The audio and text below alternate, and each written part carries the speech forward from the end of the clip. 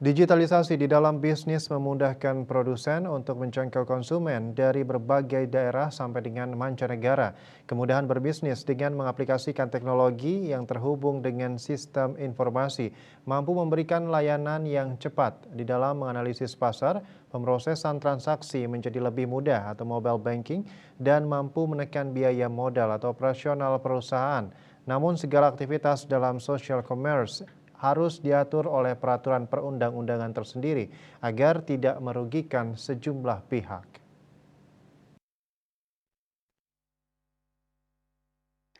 Putu Diah Asrida, mahasiswa program Doktor Ilmu Akuntansi FEB Universitas Udayana menyampaikan, salah satu cara menarik pelanggan potensial adalah melalui media sosial.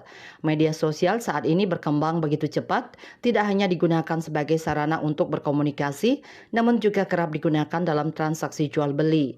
Media sosial yang beralih fungsi menjadi social commerce membawa pro dan kontra yang akhirnya membuat adanya revisi terhadap Permendag nomor 50 tahun 2020 menjadi Permendag nomor 31 tahun 2023 tentang perizinan berusaha, periklanan, pembinaan, dan pengawasan pelaku usaha dalam perdagangan melalui sistem elektronik PMSE.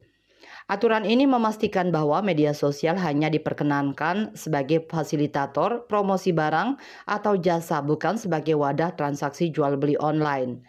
Permendag nomor 31 tahun 2023 menuai kritikan bahwa pembeli yang bermigrasi ke platform online seperti TikTok Shop dikarenakan menjual barang dengan harga murah apabila dibandingkan dengan pedagang yang menjual barang lokal.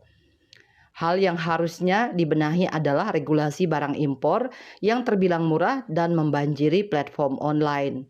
Revisi terhadap aturan ini didorong beberapa faktor, yaitu barang yang diperjualbelikan di platform PMSE belum memenuhi standar, terdapat indikasi praktek perdagangan tidak sehat oleh pelaku usaha di luar negeri yang menjual barang dengan harga sangat murah, daya saing UMKM dan produk dalam negeri masih lemah, belum terwujudnya persaingan usaha dan ekosistem yang sehat, dan munculnya model bisnis PMSE yang berpotensi mengganggu ekosistem PMSE dengan memanfaatkan media sosial, social commerce.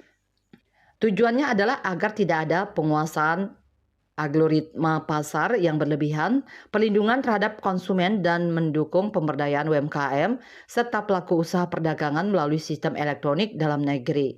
Perlindungan terhadap ekonomi domestik dilakukan oleh pemerintah untuk melindungi pertumbuhan industri dalam negeri dari persaingan barang-barang impor.